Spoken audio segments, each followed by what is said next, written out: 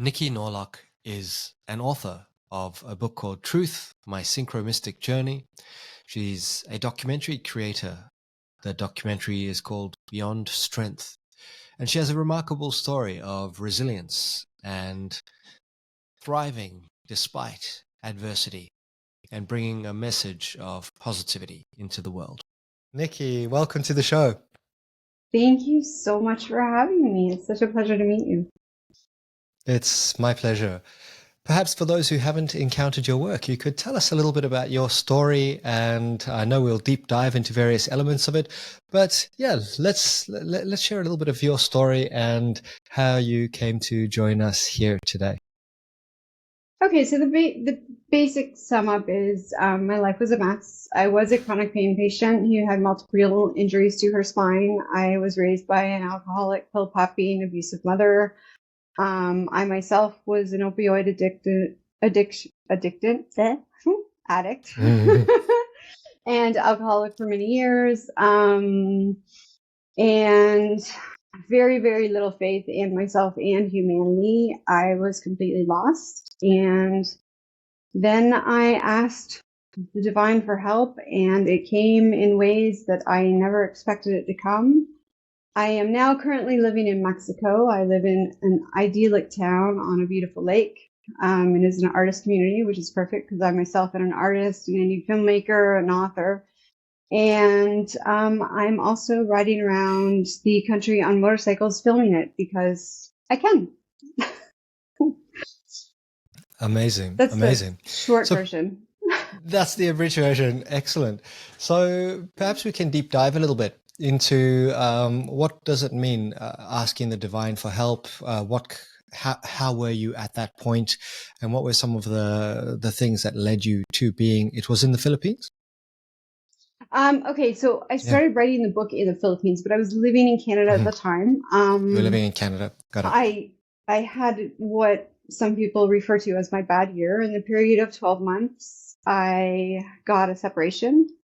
I ended up with both parents becoming very, very ill. I lost my job as a manager of a restaurant due to having to take care of them. My father-in-law passed away, and then my parents passed away a day and a half apart. And then I broke my back. Oh, my goodness.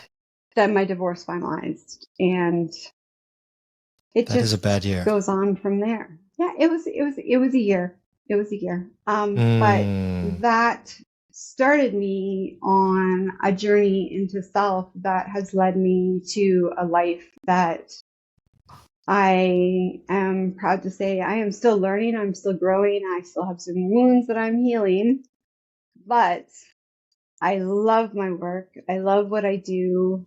And I'm generally, for the most part, happy. I don't think any of us can say we're always happy, but I have a very good life. I'm exactly where I need to be. And tell us a little bit about your spiritual journey and how you gained direction to make some changes and transformations after this year. Okay, so it was a few years after that bad year. My back problems had continued to, pop up over and over and over again. I was not making positive life choices. I was in constant chronic pain. I was seeing doctors on and off, health problems here and there. And I was asleep. I was miserable. I was completely unconsciously living a day-to-day automatic routine. I was in survival mode. And then I realized one day that needed to stop. And so, not being overly spiritual or religious at the time and not having much faith in the divine or myself, I did something rather crazy. I lay in bed for 2 weeks and I asked the divine for guidance. And then one night I realized that I never got any answers in those 2 weeks. But I didn't give up. And I realized one night that I wasn't offering anything. And so I lay awake in bed one night, and we actually included this prayer in the book that I wrote about this journey. I made a promise provide me the guidance that I'm asking for, and I will, without question, follow. I'll give up whatever I need to give up. I will leave behind what I need to leave behind. I'll go where you lead. I'll do what you ask. Just show me the signs, show me the way. And I fell asleep with this sense of glowing peace around and inside of me. And when I woke up in the morning, I knew three things and three things only: that I needed to go to the Philippines to write a book, that the title of the book would be called Truth, and that I needed to quit my job. And it was a monumental leap of faith. Obviously, I was a mother at the time, though the divorce. I had joint custody, so this also meant leaving behind a daughter I'd never left for very long, and it meant leaving her behind for who knew how long. I didn't own a passport. I didn't even own luggage. And I had no idea how this was going to come about, but I woke up knowing that within a couple of weeks I would be in the Philippines starting to write this book. And sure enough, February 14th, which is what I call my rebirth day, is the day that I set foot on Philippine soil, and my life changed forever. Had you thought about Philippines as a destination before that, or is that just an insight that arrived? No, that's, the universe has a funny way of setting up the solution before the problem arises. I had never in my life thought of Philippines as a place that I would go. It certainly wasn't on my list of travel destinations. I didn't know hardly anything about it, to be honest. Yet it is one of the most magical countries I've ever been to, and the Filipino people are, beyond a shadow of a doubt, one of the most beautiful and soulful individuals that I've ever met.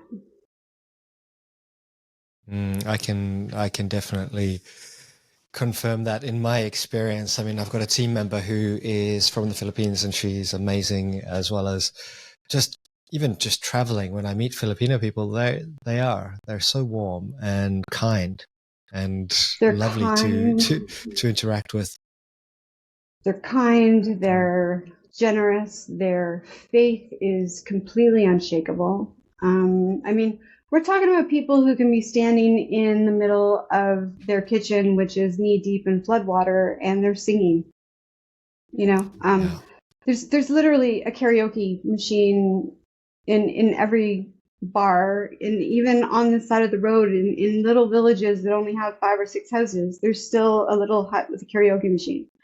Music is such a big part of their life. Their language, Tagalog, is actually sing-songy. So if you ever hear a Filipino person speaking English, you'll notice it in the way that they speak English. It's sort of sing-songy. So to say thank you in Tagalog is salamat po. I mean, it's a beautiful, magical country. That's all I have to say about it. And there's so much more to it. It was the people I met along the way. It was the guidance that I got. It was the signs that I got, the stories that I shared that were given to me, the wisdom shared in the first book that I wrote, and in every book subsequent to it that I'm working on, are not all my wisdoms. They're the wisdoms of normal, everyday, average people who really have no idea how special and unique they are, yet their experiences and the knowledge that they've acquired through their different lives and their different perspectives, when put all together, just proves how important and powerful mankind's diversity is. So tell me about the writing process. So you're in the Philippines and you know that you're going to write a book about truth. How did you get started? And how did it go? I actually started writing on the plane. And Did you? I just wrote down the experience. I just wrote the experience, and I documented every day. I journaled. I write all of my books by hand in notebooks. And then they're later transcribed and then edited and printed. So every day, every interaction, every experience, I would document it. And then we went back later, and that's when I wrote the intro and by memory all of the things leading up to the moment that I got on the plane to the Philippines. Amazing. And Reminds me. the 2 weeks leading to me getting on the plane to the Philippines was full of some very unique and strange experiences, including, and this is one of my favorites, my eyeliner is tattooed on because I'm nearly blind in one eye. And midway, I'd already made this appointment, like months. This lady's seriously good at what she does, so you have to make your appointment months in advance. But it fell in that period of 2 weeks, and I didn't tell her anything about what I was going to do, but I was having every day self-doubt, I mean, it was a thing. This was crazy. What was I thinking? Going to the Philippines, leaving my job, leaving my child to write a book. I don't even know what the book is about. And she's in the middle of tattooing my eye, and she stops and she looks down at me and she goes, "Just so that you know, I'm supposed to tell you that when God opens a door, you're supposed to walk through it." Wow. And then she went back to tattooing. And then she went back to Wow. tattooing, and I was like, "Oh, okay." I mean, and that's just one of so many. I mean, I've had priests randomly come up to me on the street, nuns, random strangers. God doesn't write you little signs in the sky, but the signs are there. The divine will guide you if you allow it. You just have to open your eyes and your ears and your heart. Tell us a little bit about the book itself. So, what is the book? Obviously, the focus is truth. What do you even mean by truth? We live in a world, some call it a post-truth world. Like, what? Tell us a little bit about the book. So here is the book, and it is called Truth, Nice. My Synchromistic Journey.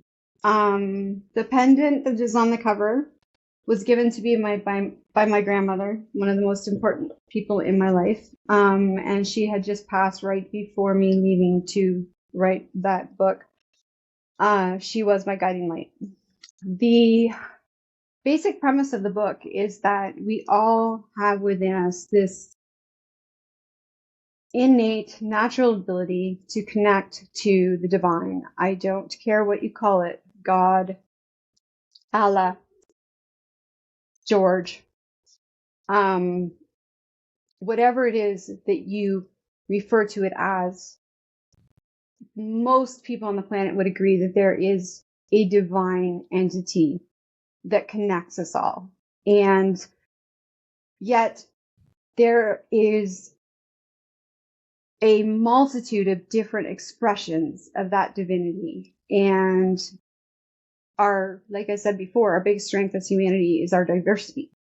So the book's premise is we have a lot to learn from each other. When we stop ourselves from relying on our preconceived notions of how others are based on our own experiences, and we start to actually listen to what they have to say, truth is subjective. And so I state many times in the book and in all the work that I do online, you don't have to believe a word of what I'm saying. Your heart will know what is right for you. Take what you can from what I offer and throw the rest away. Take it all or take nothing. It's your journey. And that's the premise of the book, is that this is just me sharing my journey and allowing myself to be vulnerable and open and authentic in the hopes that it will encourage others to do the same. Because when we travel, when we explore, when we connect with other cultures and other belief systems, and we allow ourselves to learn from them, then we open ourselves up to infinite possibilities of insights and wisdom. And that's basically the premise of the book.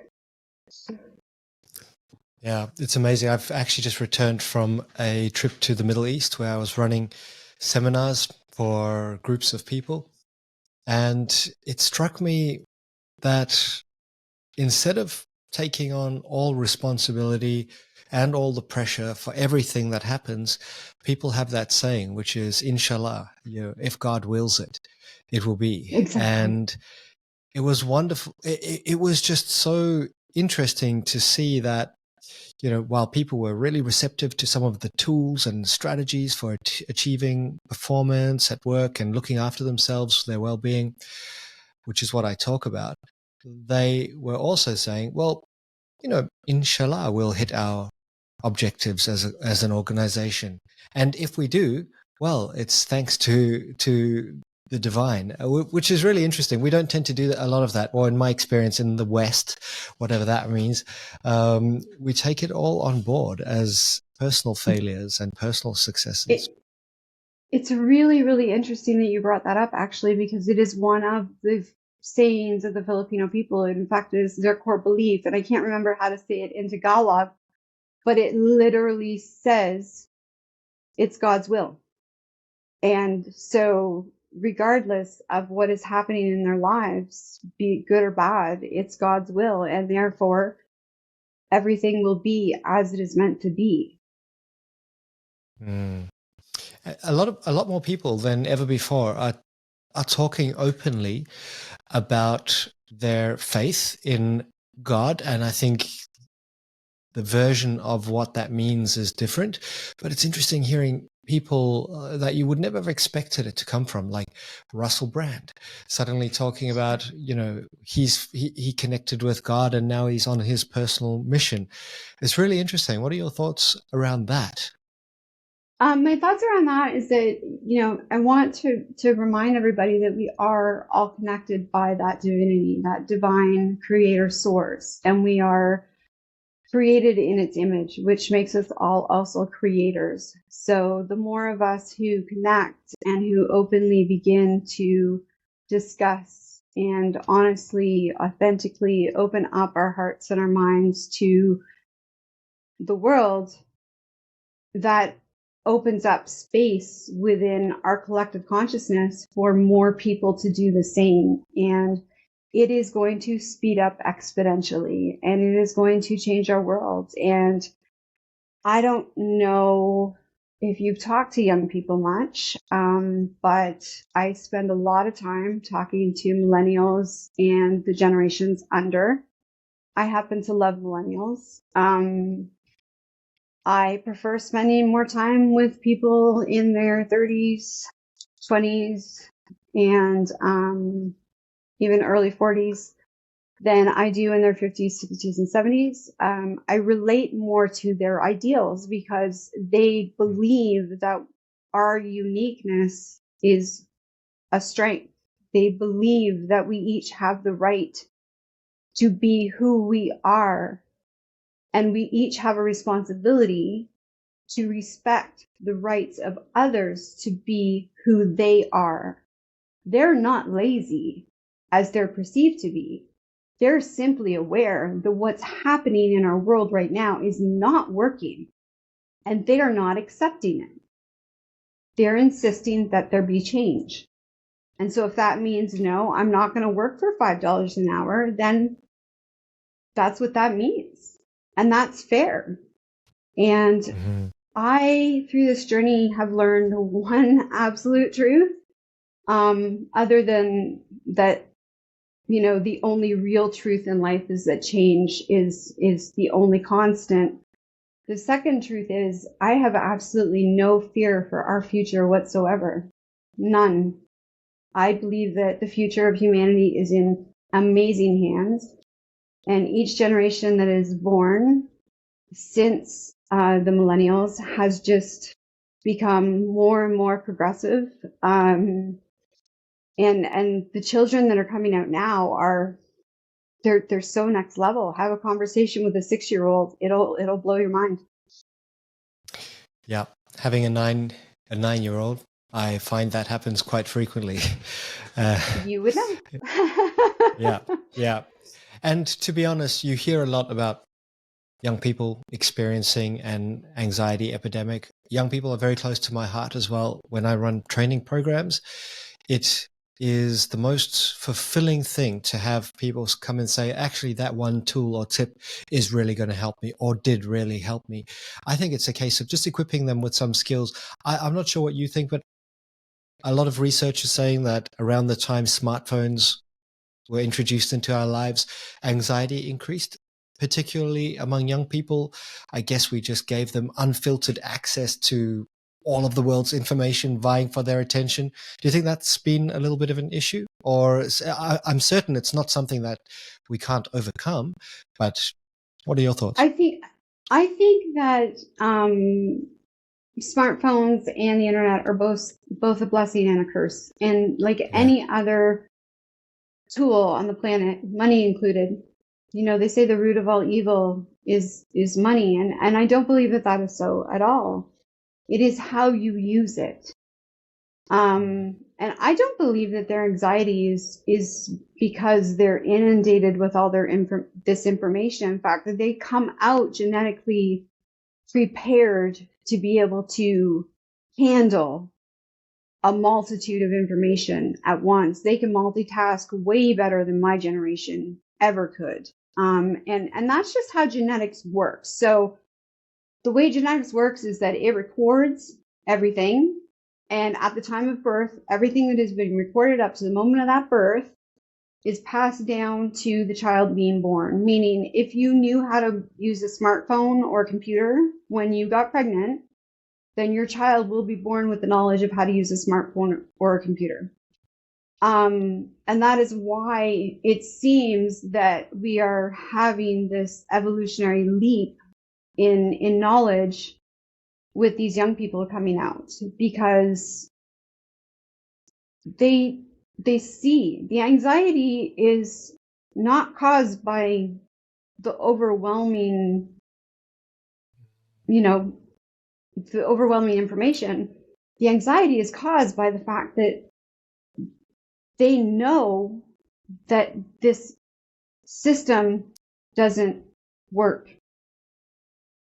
And so I think our job as, Gen X and up is simply to back them up, to support their movements forward, and to encourage them to follow their inner guidance, because their inner guidance is bang on correct. The system's not working. It needs to change. And they have the power to do that. And so all we need to do is hold space for them, lift them up, and encourage them to just keep moving forward and to keep demanding that change happen. Yeah, absolutely. And I definitely see it with younger people that I work with. Purpose is so important to them. Just earning a paycheck is no longer the motivator. It's all about purposeful work that has a positive impact on the world. Why did it take us so long to get to this point where we realize that we need to tread mindfully, look after our planet, treat the planet as you would treat your home, I suppose? Because, like I said, that's how genetics works. Now, little tidbit. Mm-hmm. In the Philippines, up to 20 years ago, 2009, I think it was 20 years prior to 2009, the Filipino people were not allowed by the Catholic Church to own a Bible, because the church wanted to give them the interpretation of God's word that the church wanted them to have. But now people have access to all sorts of different religions and belief systems, and they're very quickly understanding and coming to the realization that the core of those belief systems are all the same, and that the teachings of those belief systems are all the same, and that the needs of every person on the planet, regardless of what country you come from, regardless of your race, your creed, your color, the core needs are all the same. We all need and want to be loved. We all need and want to be sheltered. We all need and want to have purpose. We all need and want to be safe and secure. We all need and want food. We all need and want clean water. We all need and want a better future for our children. And if we can hang on to that, and if we can remember those things and make that into the thing that unites us, then problem solved. You know, it took us this long because evolution works the way it does and genetics are the way they are. We are born knowing what our parents knew at the time of conception. And so evolution can sometimes go rather slowly. However, with the advent of the internet and technology, now we're seeing right in front of us before our very eyes an evolutionary leap of understanding. And I believe this is one of the most incredible times in the history of mankind to be alive. We are literally witnessing a complete shift in consciousness. And it's happening right in front of our eyes. I mean, take the Pope, for example, who just announced that it is okay for transvestites to be blessed by the clergy. It is okay for transvestites to take communion. You know, I mean, the Pope acknowledged the fact that there's likely other species out there in the universe that we're unaware of. Because why would God create just one kind? You know, look for these little tidbits in amongst all that negative noise in the media. Look for these little tidbits and focus on those. And the shift then begins to start within. And it's about mindset. You have to focus on what's positive and good about the world. And the more you do that, the more you're going to see of it. Yeah, yeah. I love the idea of passing that information on through genetics. Now, I know that there would be scientists out there who say, no, you pass on genes, which are, you know, heritable, but not necessarily the information or the knowledge. Now, I've watched and listened to people like Rupert Sheldrake who talk about morphic resonance, which says information is stored and it is passed across the vast distances within the world. Like if a certain crystal is created here, it's created much more quickly here. Or if a rat learns a trick in New York, rats learn that trick way more easily in Sydney, which is fascinating. And of course, he's been discredited and his TED Talk was taken down. But there is a resurgence of interest in exactly this. And, you know, epigenetics suggests that your genes turn on and off based on what's happened to your mother and their mother and, you know, back to the first in the series. And you can actually turn them on and off in your own life. But do you think that there is a layer of information that we still haven't discovered with science? And maybe it's at some quantum level that I'm not qualified to talk about. Well, there are multiple different levels to what you just said. It's called spooky action at a distance, is what you're referring to. And I believe it was Einstein who first started exploring it, and he's the one who nicknamed it spooky action at a distance. Nice. But science has already proven that DNA is a recording system. That is what DNA structure does. It records information. And that information is then passed down to the next generation. Now we're understanding, thank you again, through science, that it is not just humanity that's connected. Our entire planet is connected thanks to things like fungi and trees, the root systems of trees. Trees communicate with each other. I don't know if you know this, but a supposedly dead stump in a forest, if it is surrounded by strong living trees, that stump is still alive because those trees are feeding it. And that is why occasionally you will see one sprout a root or sprout a new branch, and it will begin to grow. A new tree will begin to grow out of what was otherwise considered to be a dead stump. We now know, thanks to science, that the system of fungi is also an interconnected web of intelligence and information that is being passed through and around the planet. We also know that Mother Nature takes care of her own. Recently discovered have been multiple new. There was what was it? A little worm or a grub that was discovered that eats styrofoam. There have been 3 different discovered insects or varying types of minute life forms that consume plastic. So, there is scientific evidence that our planet is a living, breathing entity who is creating things that will protect herself and clean the environment that we have begun to destroy. So we're not alone in this battle. She's working with us. We need to work with her. When it comes to quantum physics, we're getting closer every day to seeing proof of some of these theories, like spooky action at a distance, the butterfly effect.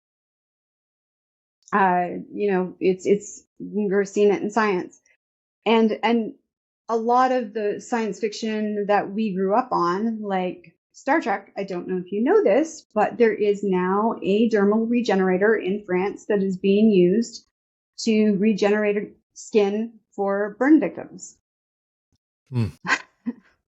So something that was conceptualized by somebody who wrote a science fiction series was then brought into reality. Now, how does that happen? We can think of it as 2 ways. Okay, so the scientists saw the idea from the thing and then they decided they were going to create one of those.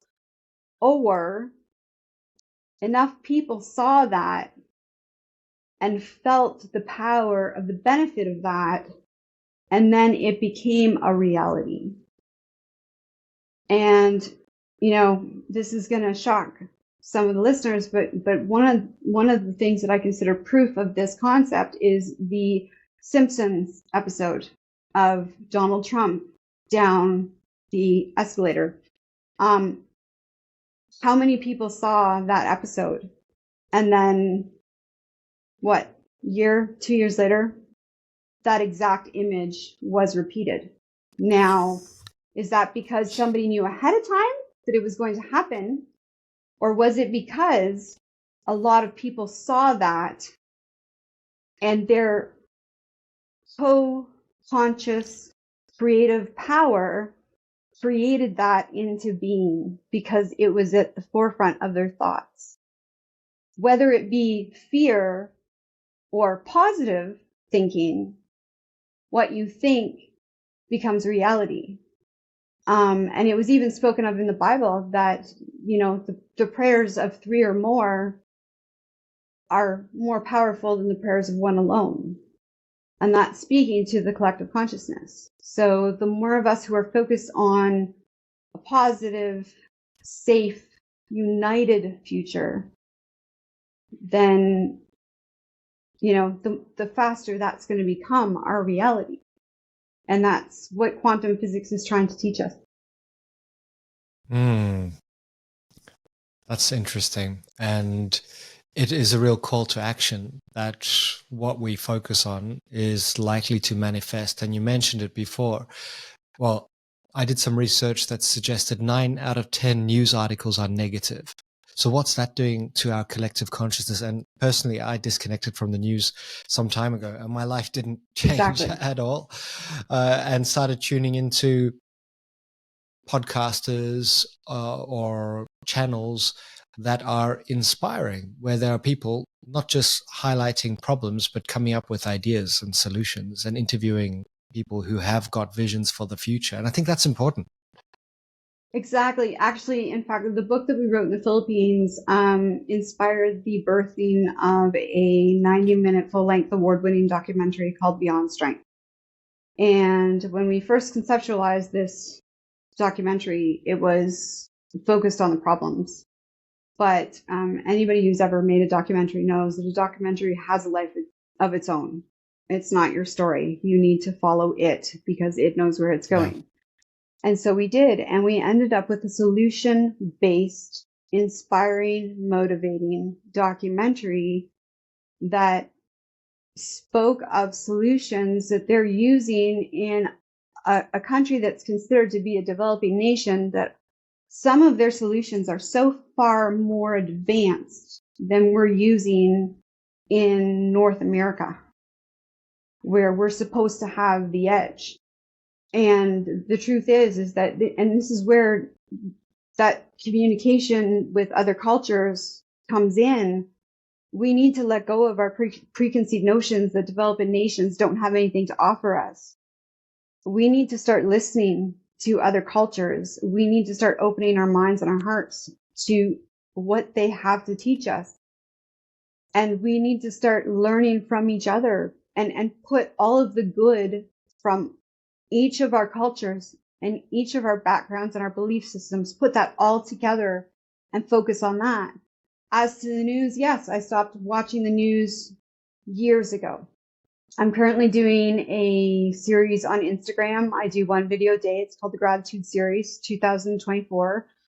I do a short video of one thing or one person that I am grateful for every single day. And I will do that every single day for the year of 2024. Gratitude is one of our most powerful healing tools. And the brain can be rewired, even if you were raised as an abused child, if you were abused as an adult, if you have dealt with addiction, chronic pain, alcoholism. You can rewire your brain. That true has been proven by science.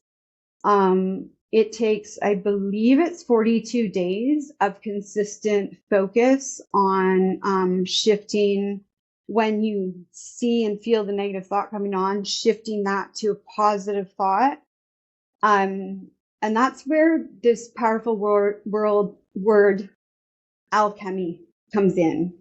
Alchemy is not turning lead into gold. It's turning the negative into positive. And we all have the power to do that. It's turning water into wine. Jesus said we can do what he can do. He told us that. It's in the Sermon on the Mount. He said it repeatedly.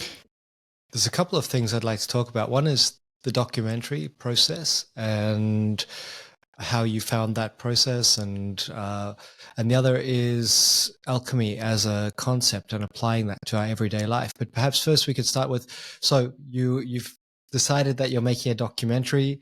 What are the next steps?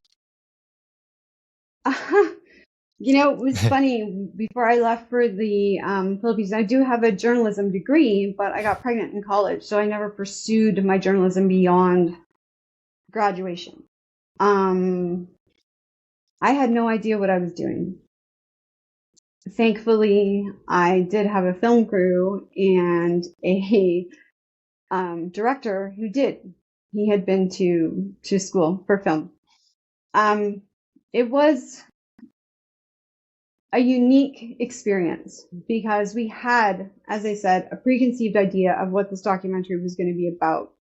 But we quickly realized that the documentary was going to take on a life of its own. So we allowed it to lead us. And we actually put it down for a few years and then picked it back up in 2015 and finished it. And in 2009, when we originally started filming it, we did a lot of the filming incognito. We would carry the camera by the side when we're walking through markets. So a lot of the footage looks like it's coming from a child's view.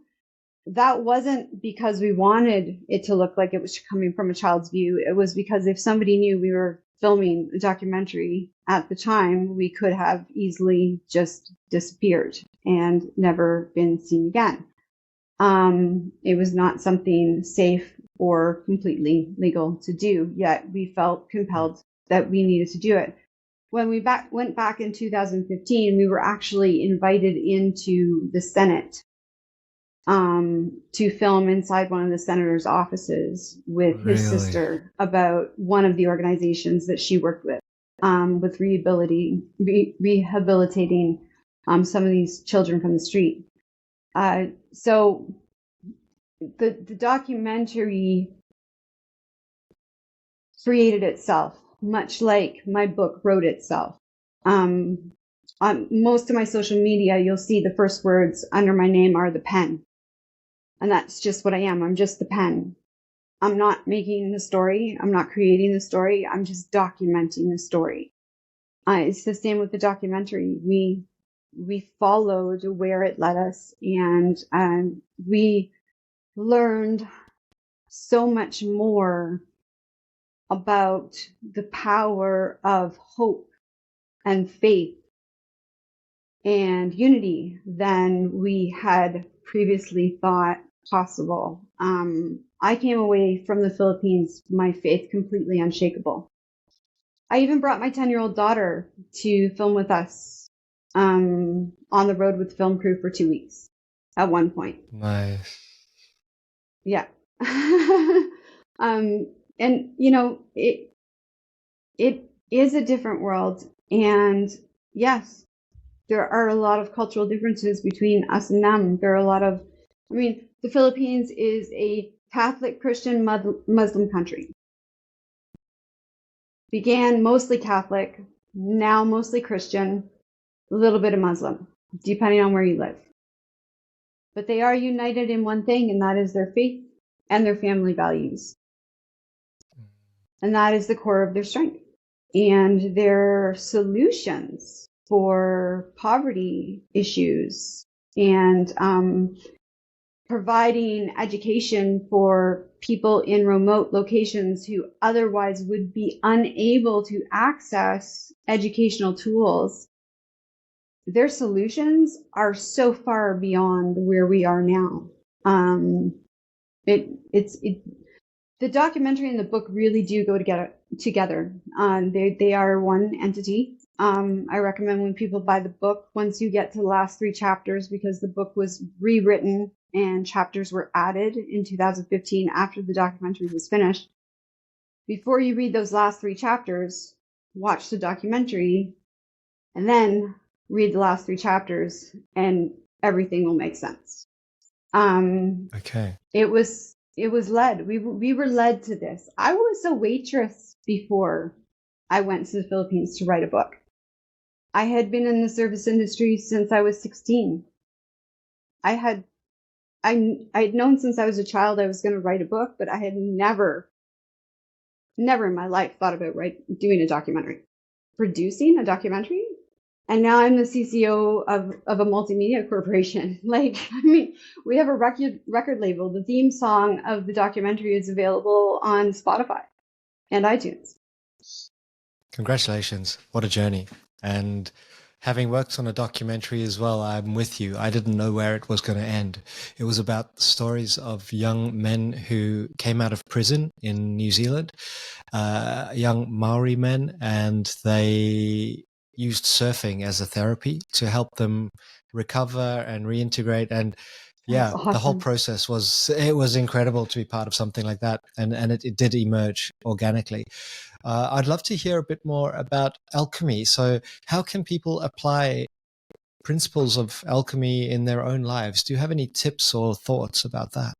Yeah, so one of the things that I use frequently with my chronic pain patients is starting very, very, very simply. Every morning when you wake up, keep a tiny pad of paper and a pen beside your bed. Every morning when you wake up, write down 5 things that you're grateful for. It can be your cat, your coffee, your pillow, whatever. Then crumple it up and toss it out. Before you go to bed, do it again. 5 things you're grateful for. It can be the same 5 things. It can be 5 other things. Practice this for 2 to 4 weeks, and your mind shift will begin to change. I also encourage people to, there is this wonderful tool on Facebook called Unfollow, and the person doesn't know that they're being unfollowed. So if you have people who are consistently posting negative content on their feed and you're being exposed to it on a daily basis, you can choose to unfollow that, and you can structure your newsfeed in Instagram, TikTok, Facebook, YouTube, all of these places, so that you are focused on the positivity. Now, that does not mean to say ignore what is happening in our world. That's not what I'm saying. But in order for us to change what is happening, we need to first heal ourselves within and become the change ourselves. And then we take that changed inner us and we integrate that into the system that already exists. And we change the system from within. You cannot stand outside the system, point at it and go, you're wrong. You have to become a part of the system.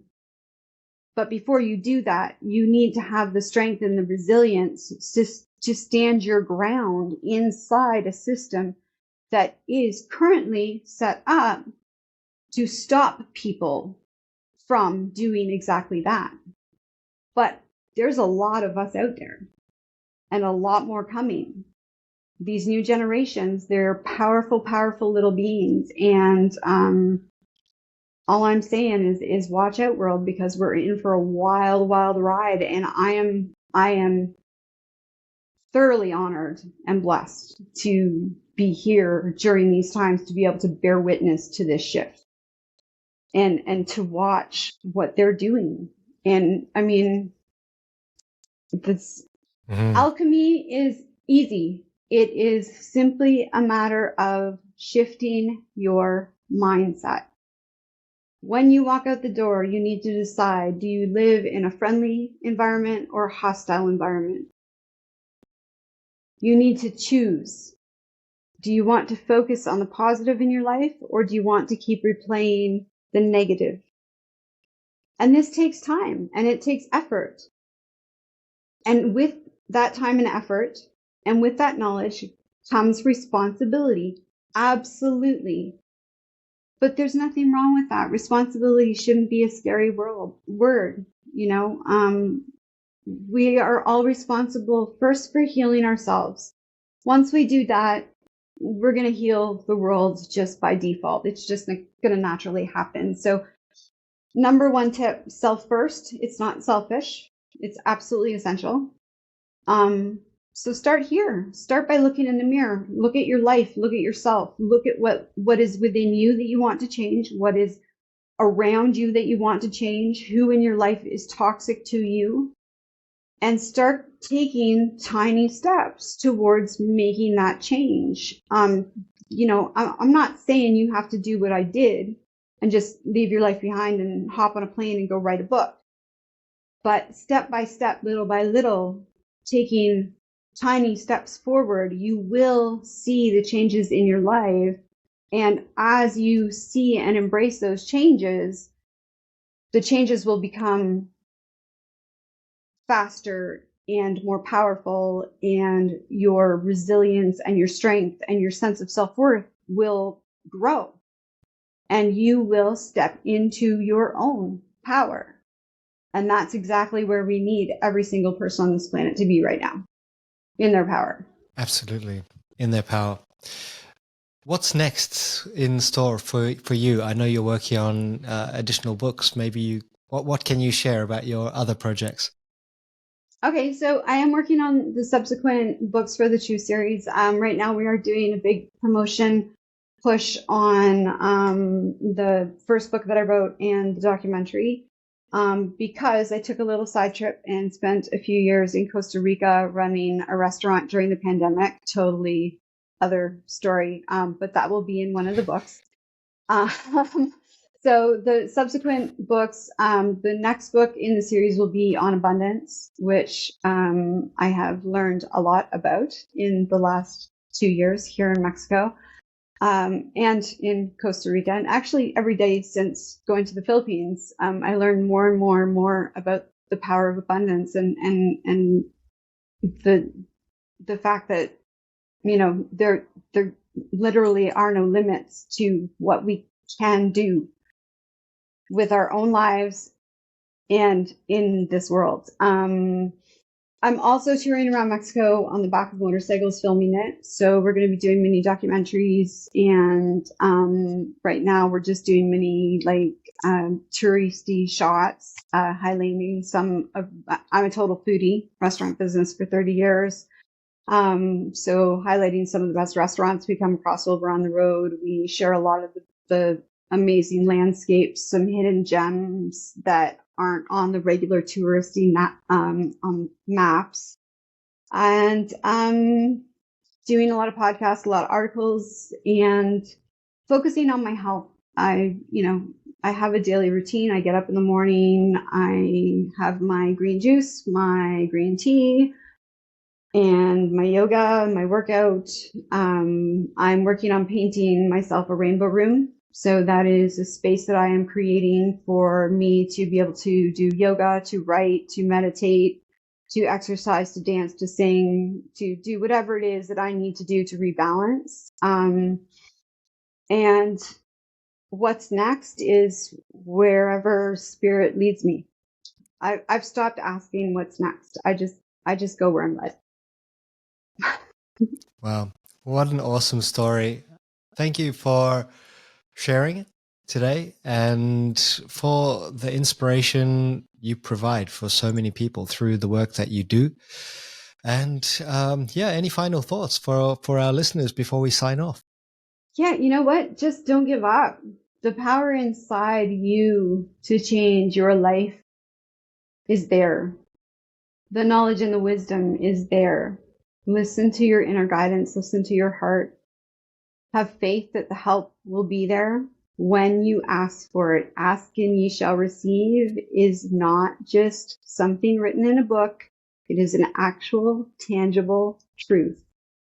You will see proof of it if you open up your heart and your mind to it. We're all mystics. We're all alchemists. And we're all capable of miraculous things. So go, explore, get curious, and just, learn how awesome you truly are. Thank you so much, Niki. It's been a pleasure chatting, and I'm sure we'll do this again at some point. Everyone, please do check out the show notes for direct links to Niki's work, and we'll see you in the next episode.